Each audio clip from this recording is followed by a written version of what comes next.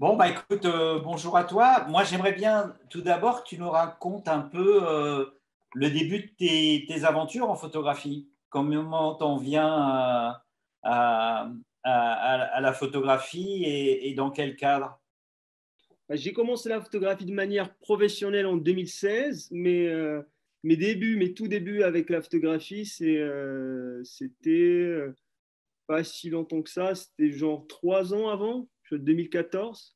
C'est qu'il y avait une envie d'aller découvrir le monde, explorer un peu, aller rencontrer d'autres cultures. Et j'avais pris un réflexe basique pour voyager, documenter mes voyages.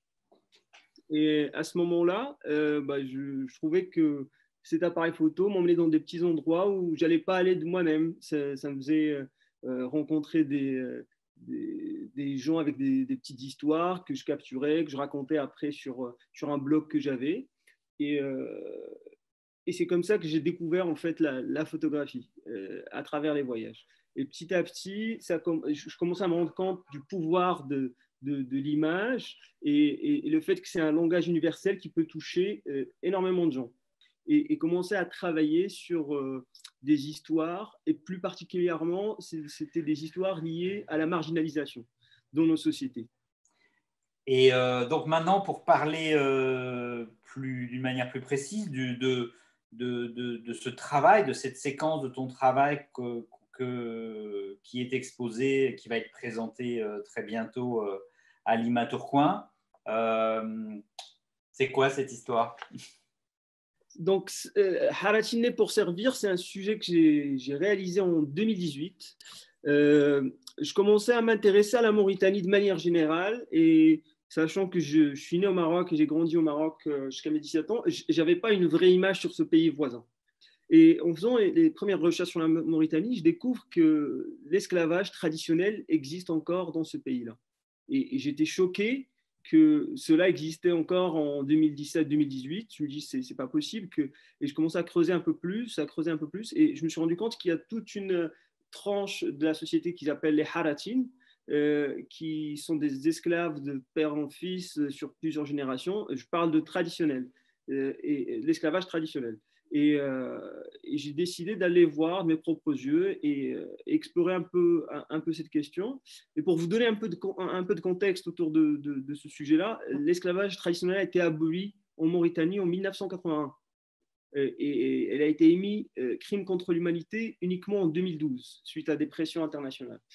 En gros, les Haratines, ils vivent un peu sur le même territoire que la famille des maîtres, sauf qu'ils sont un peu excentrés. Et c'est eux qui s'occupent des bétails, c'est eux qui vont travailler la terre, qui vont cuisiner pour la famille des maîtres, qui font le ménage et tout ça. C'est des gens à tout faire. Les hommes s'occupent des bétails et les femmes s'occupent de la maison.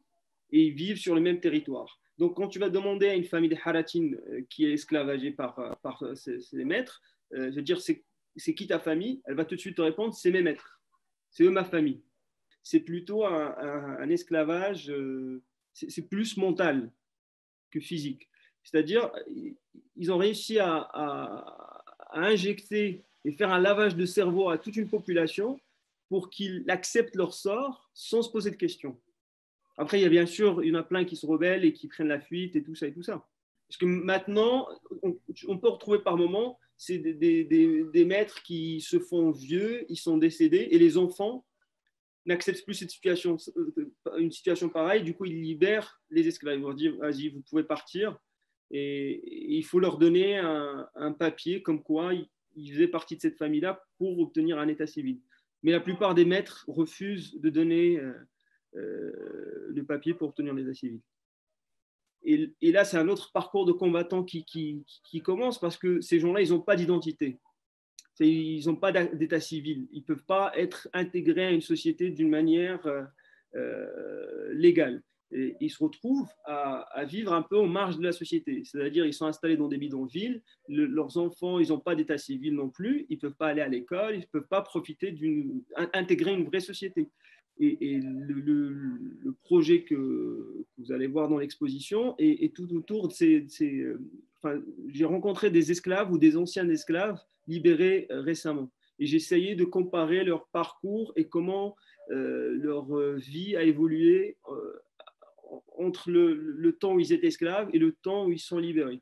Et je me suis rendu compte, eux, ils sont assez contents par rapport à cette petite évolution, mais je me suis rendu compte qu'au final, ils sont libres, ils n'ont pas de maître, mais ils ne peuvent rien faire. C'est qu'ils s'installent dans une zone désertique, ils installent un petit bidonville où ils peuvent vivre, ils ont un peu la télé, l'électricité, et puis voilà, ils n'ont même pas d'eau courante. Et tu étais bien reçu, il n'y avait pas de problème, les gens, ça ne les inquiétait pas, tout cela.